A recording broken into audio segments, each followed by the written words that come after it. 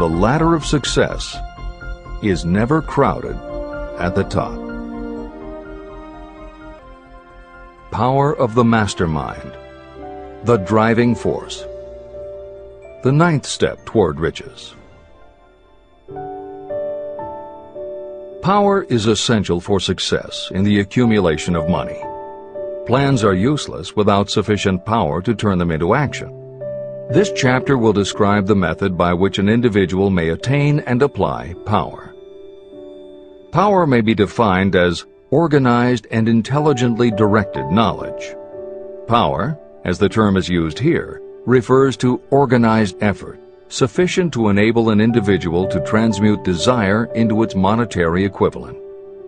Organized effort is produced through the coordination of effort of two or more people who work toward a definite end in a spirit of harmony. Power is required to accumulate money. Power is necessary to keep the money after it has been accumulated. How can power be acquired? If power is organized knowledge, let us examine the sources of knowledge. Infinite intelligence. This source of knowledge may be accessed with the aid of creative imagination through the subconscious mind, as described in the previous chapters on faith, autosuggestion, and imagination, and as will be elaborated on in Chapter 13, the subconscious mind, and Chapter 14, the brain. Accumulated experience. The accumulated experience of humanity may be found in any well-equipped public library. An important part of this accumulated experience is taught in public schools and colleges, where it has been classified and organized. Editor's comment.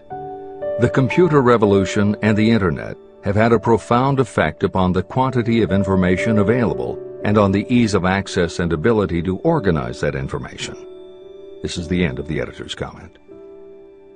Experiment and research. In the field of science, and in practically every other walk of life, people are gathering, classifying, and organizing new facts daily. This is the source to which you must turn when knowledge is not available through accumulated experience. Here, too, the creative imagination must often be used. Editor's comment. Today, because of the computer revolution and the Internet, publishing and dissemination of information happens so quickly that there is almost no lag time between experiment or research and the integration of those results into available knowledge. This is the end of the editor's comment. Knowledge may be acquired from any of the foregoing sources. It may be converted into power by organizing it into definite plans and by putting those plans into action. If you examine the three sources of knowledge, you will see how difficult it would be if you had to depend upon just your own efforts to assemble all the knowledge you need and turn it into definite plans of action.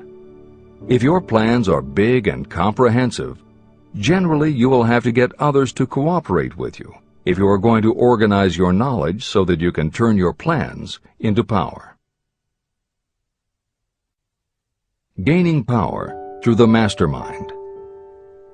The mastermind may be defined as coordination of knowledge and effort in a spirit of harmony between two or more people for the attainment of a definite purpose. No individual may have great power without utilizing the mastermind. In Chapter 8, Organized Planning, I commented on how to create plans for translating desire into its monetary equivalent. If you carry out these instructions with persistence and intelligence, and use discrimination in choosing your mastermind group, your objective will have been halfway reached even before you begin to recognize it. Editor's comments. In the following section, Hill describes the two kinds of power that an individual can access by assembling a mastermind alliance and working with that group. The first kind of power that he mentions is economic power, which needs no comment from the editors. However, to describe the second kind of power, for want of a better term, Hill uses the term psychic. Because this word has taken on connotations that Hill never intended, this concept deserves clarification before you read on. As is obvious throughout this book, Napoleon Hill was a very practical man.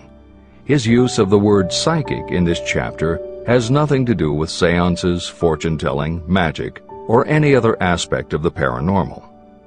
The word psychic is defined as of or pertaining to the human mind, and Hill uses the term to describe something pertaining to the mind that everyone reading this book has experienced.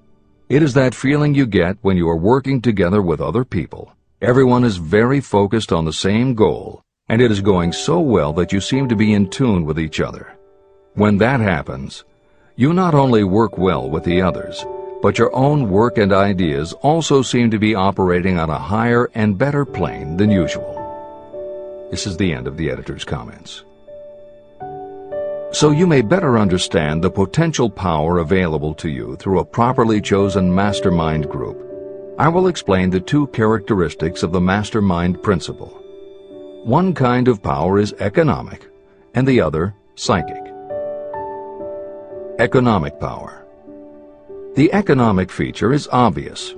Economic advantages may be created by any person who surrounds himself with the advice, counsel, and personal cooperation of a group of people who are willing to lend him or her wholehearted aid in a spirit of perfect harmony. This form of cooperative alliance has been the basis of nearly every great fortune. Your understanding of this great truth may definitely determine your financial status. Psychic power. What I refer to as the psychic phase of the mastermind principle is a little more difficult to comprehend. You'll get a better sense of the meaning from this statement. No two minds ever come together without creating a third, invisible, intangible force, which may be likened to a third mind. The human mind is a form of energy.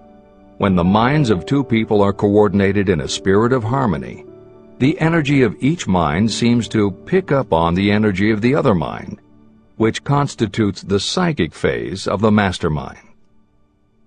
The mastermind principle, or rather the economic feature of it, was first called to my attention by Andrew Carnegie. Discovery of this principle was responsible for the choice of my life's work. Mr. Carnegie's mastermind group consisted of a staff of approximately 50 people with whom he surrounded himself for the purpose of manufacturing and marketing steel. He knew little of the technical side of the steel business.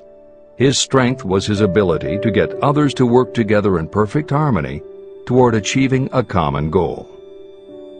Carnegie attributed his entire fortune to the power he accumulated through this mastermind alliance. If you analyze the record of anyone who has accumulated a great fortune, and many of those who have accumulated modest fortunes, you will find that they have either consciously or unconsciously employed the mastermind principle. Great power can be accumulated through no other principle. How to multiply your brain power. The human brain may be compared to an electric battery. It is a fact that a group of batteries will provide more energy than a single battery. It is also a fact that the amount of energy provided by each individual battery depends upon the number and capacity of the cells it contains. The brain functions in a similar fashion. Some brains are more efficient than others. A group of brains coordinated or connected in a spirit of harmony will provide more thought energy than a single brain, just as a group of electric batteries will provide more energy than a single battery. Through this metaphor, you can see that the mastermind principle holds the secret of the power wielded by those who surround themselves with others of great brain power. The following will further define the so-called psychic phase of the mastermind principle. When a group of individual minds are coordinated and function in harmony, the increased energy created through that alliance becomes available to every individual mind in the group. Henry Ford began his business career under the handicap of poverty, illiteracy, and ignorance. Within the inconceivably short period of 10 years, Mr. Ford mastered these three handicaps, and within 25 years, he made himself one of the richest men in America. How did he do it? Here is an important clue. Mr. Ford's most rapid strides became noticeable from the time he became a personal friend of the famed inventor Thomas A. Edison. In the story of Ford's success, this is just the first indication of what the influence of one mind upon another can accomplish. Follow his story further, and you will have even more evidence that power may be produced through friendly alliance of minds. It is a fact that Mr. Ford's most outstanding achievements became even more pronounced later, after he formed the acquaintances of Harvey Firestone, John Burroughs, and Luther Burbank, each a man of great mental capacity. People take on the nature and the habits and the power of thought of those with whom they associate in a spirit of sympathy and harmony. Through his association with Edison, Burbank, Burroughs, and Firestone, Mr. Ford added to his own brain power the intelligence, experience, knowledge, and spiritual forces of these four men. Henry Ford used the Mastermind principle in exactly the way it is described in this book. This principle is available to you. I have already mentioned Mahatma Gandhi. Let me review the method by which he attained his stupendous power. It may be explained in a few words. He came by power through inducing over 200 million people to coordinate with mind and body in a spirit of harmony for a definite purpose. In brief, Gandhi accomplished a miracle. For it is a miracle when 200 million people can be induced, not forced, to cooperate in a spirit of harmony. If you doubt that this is a miracle, try to get even 2 people to cooperate in a spirit of harmony for any length of time.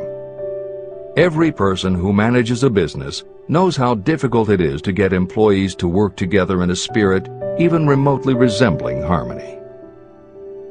Editor's comments. The first step in putting together your mastermind alliance is to clearly know your desire. Your desire will tell you what you need. It could be a small group, just 2 or 3 people, as was the case with Stephen Jobs and Steve Wozniak when they formed Apple, Bill Gates and Paul Allen launching Microsoft, or Steven Spielberg, Jeffrey Katzenberg, and David Geffen creating DreamWorks SKG. Or it could be a large group, such as the Mastermind Alliance of 30 regional directors of Century 21 Real Estate, which founder Arthur Bartlett firmly believes was essential to the company's success. Napoleon Hill suggests that in most cases, it should be a dozen people or less, and generally the smaller the better. Choosing the people means finding those who not only share your vision, but who will also share their ideas, information, and contacts with you. They will let you use the full strength of their experience, training, and knowledge as if it were your own, and they will do it in a spirit of perfect harmony. The question that immediately comes to every reader's mind is, where do I find people who will help me to that degree? Napoleon Hill cannot answer that question for you, but he does tell you what to look for. Where you look is up to you. And if you really do have the desire to succeed, you will start looking and you won't give up until you find the right people. Napoleon Hill's description of the mastermind that appears below is augmented with additional material from articles and speeches he wrote after the publication of Think and Grow Rich. These were compiled for publication by Hill's friend, mentor, and business associate, W. Clement Stone, and appear in 2 books, Napoleon Hill's Keys to Success and Believe and Achieve. This is the end of the editor's comments. Finding your mastermind members. Ally yourself with a group of as many people as you may need in order to assemble a mastermind that will assist you in creating and carrying out your plan or plans for the accumulation of money. Compliance with this instruction is absolutely essential. Choose to associate with people who share common values, goals, and interests, yet who each have a strong desire to contribute to the overall effort. Trial and error will be part of the process, but there are 2 qualities to keep foremost in your mind. The first is ability to do the job. Do not select people for your alliance merely because you know them and like them. Such people are valuable to you because they improve the quality of your life. but they are not necessarily suited to a mastermind alliance. Your best friend may not be the most knowledgeable marketing professional, but perhaps he or she can introduce you to someone who is. The second quality is the ability to work in a spirit of harmony with others. There must be a complete meeting of minds without any reservations. Personal ambition must be subordinate to the achievement of the purpose of the alliance. This includes your own. You must also insist upon confidentiality. Some people can give away an idea simply because they love to talk. You don't need them in your group. Attune yourself to every member of the group.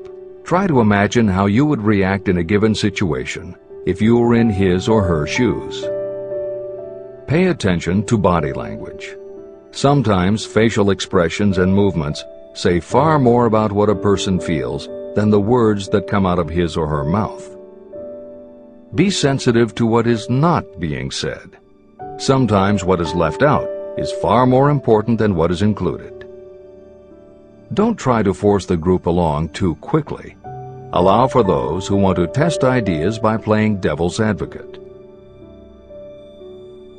Compensating your mastermind. Before forming your mastermind alliance, decide what advantages and benefits you may offer the individual members of your group in return for their cooperation. No one will work indefinitely without some form of compensation. No intelligent person should request or expect another to work without adequate compensation. Wealth will obviously have the most appeal to your members. Be fair and generous in your offer. Recognition and self-expression may be just as important as money to some of your members. Remember that in such partnerships, the principle of going the extra mile, doing more and better than paid for, is especially important. As the leader, you should set an example for the others to follow. Each member must agree at the outset on the contribution each will make and on the division of benefits and profits. Otherwise, be assured that dissension will arise, you will have wasted everyone's time, you will ruin friendships, and your venture will be destroyed. Meeting with your mastermind. Arrange to meet with the members of your mastermind group at least twice a week, and more often if possible, until you have jointly perfected the necessary plan or plans for the accumulation of money. The first meeting will be involved in sorting out strengths and weaknesses, and in fine-tuning your plans. Your alliance must be active to do any good. Establish specific responsibilities and action steps to be taken.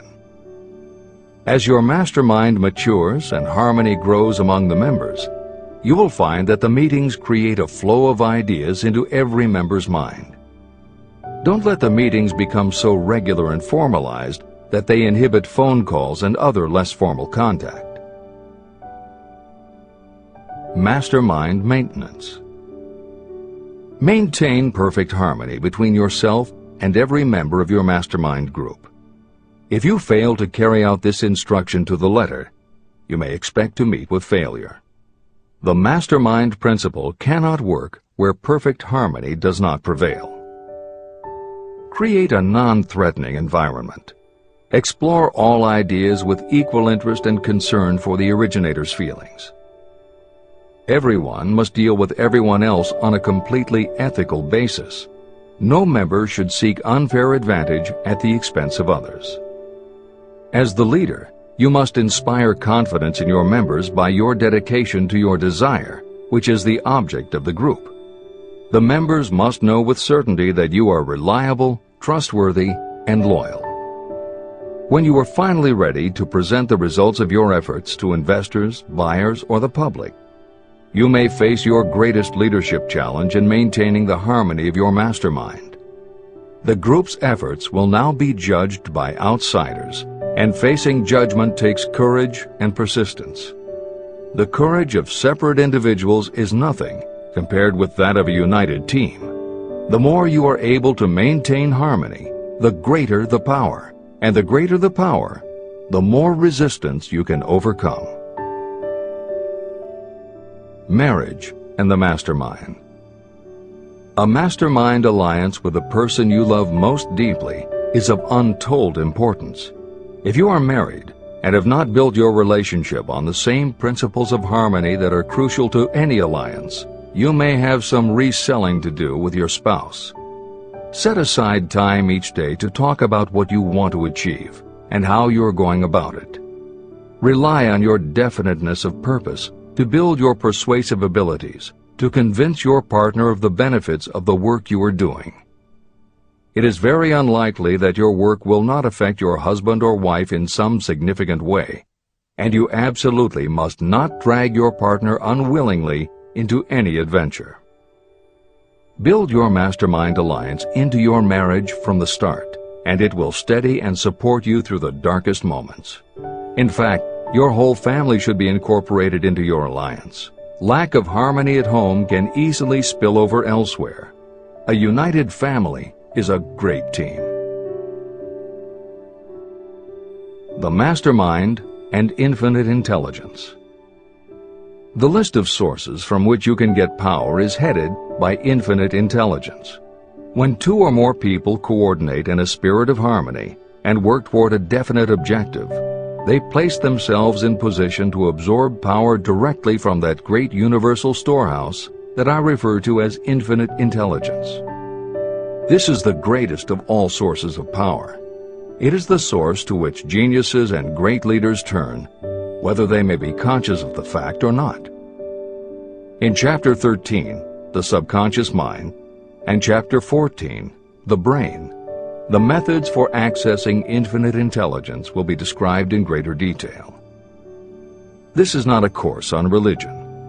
Neither the principle of infinite intelligence nor any other principle in this book should be interpreted as interfering with, endorsing, or rejecting any person's religious beliefs. This book is confined exclusively to instructing the reader how to transmute the definite purpose of desire for money into its monetary equivalent. Read, and really think about what you are reading. Soon the entire subject will unfold, and you will see it in perspective.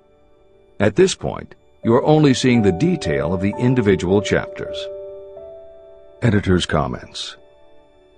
This chapter would not be complete without commenting on a mastermind that came into being almost 15 years after the first publication of Think and Grow Rich. Napoleon Hill's own mastermind alliance with multimillionaire businessman and philanthropist W. Clement Stone. On May 2, 1951, at the age of 67, Napoleon Hill and his wife Annie Lou agreed it was time for Napoleon to think about retiring. They decided to begin by cutting back on his speaking engagements after he completed the lectures that were already on his calendar, including one he was scheduled to give a few weeks later in Chicago. Unbeknownst to them, at that event, W. Clement Stone had prearranged to sit at the head table next to Napoleon Hill. Like Hill, Stone had been born into poverty. At the age of 6, he started selling newspapers to help pay the rent, and by 13, he owned his own stand. By 16, he was selling insurance, and by 20, he'd managed to scrape together $100, which he used to start his own insurance agency. Stone was a consummate salesman and motivator, and his company was growing very nicely. Then in 1938, he read Think and Grow Rich, and was so inspired by it that he bought a copy for every one of his employees, and continued to do so for each new person who joined his company. Over the years, this amounted to thousands of copies. When Stone was introduced to Hill, he told him about all the copies he had purchased of Think and Grow Rich, and said that he firmly believed it was Hill's book that had transformed his sales force and turned his company from modest to extraordinary success. Napoleon Hill and W. Clement Stone found that they were in such complete accord that by the end of their first meeting, Hill had decided to postpone his retirement and join with Stone in a venture dedicated to creating a better world for this and future generations. Within a year, they launched Napoleon Hill Associates. They published new books by Hill, including How to Raise Your Own Salary and The Master Key to Riches. They reissued Hill's earlier bestsellers and they co-authored a new bestseller, Success Through a Positive Mental Attitude. They also launched Success Unlimited magazine, created PMA Science of Success home study courses, made television programs, radio shows, a documentary film entitled A New Sound in Paris, which showed the amazing changes that happened when the entire town of Paris, Missouri, adopted the Napoleon Hill philosophy. And they both crisscrossed America speaking, teaching, giving interviews, and spreading the philosophy to as many people as possible. In addition to his work with Napoleon Hill Associates, Hill also consulted to W. Clement Stone's company, Combined Insurance Company of America. Hill designed and implemented a new training program for the sales force, which was so successful he astounded the business world by helping Stone grow his company from $30 million in assets to $100 million in less than 10 years. When W. Clement Stone passed away in 2002, his company, now known as Aon Corporation, had revenues of $2 billion a year. W. Clement Stone had personally given more than $275 million to various charitable and philanthropic organizations. There has perhaps never been a greater example of coordination of knowledge and effort in a spirit of harmony between two or more people for the attainment of a definite purpose. The sheer volume of work and scope of influence achieved in a 10-year period by Napoleon Hill and W. Clement Stone leaves little question as to the power and importance of a mastermind alliance. This is the end of the editor's comments. The power of positive emotions. Money is shy and elusive. It must be wooed and won by methods not unlike those used by a determined lover. And the power you use in the wooing of money is not greatly different from what you use to attract the one you love. It is the power of positive emotion. That power, when successfully used in the pursuit of money, must be mixed with faith. It must be mixed with desire. It must be mixed with persistence. It must be applied through a plan, and that plan must be set into action. When money comes in large quantities, it flows to the one who accumulates it as easily as water flows downhill. There exists a great unseen stream of power, which may be compared to a river that flows in two directions. One side flows in one direction, carrying all who get into that side of the stream onward and upward to wealth. The other side flows in the opposite direction, carrying all who are unfortunate enough to get into it and can't pull themselves out downward to misery and poverty. Everyone who has accumulated a great fortune has recognized the existence of this stream of life. It consists of one's thinking process. Positive emotions form the side of the stream that carries you to fortune. Negative emotions form the side that carries you down to poverty. This is a point of great importance to the person who is following this book with the object of accumulating a fortune. If you are caught in the side of the stream of power that leads to poverty, this book will serve as an oar by which you may propel yourself over into the other side of the stream. But it can serve you only through application and use. Merely reading and passing judgment on it, either one way or another, will be of no benefit to you. Poverty and riches can change places. But when riches take the place of poverty, the change only happens through well-conceived and carefully executed plans.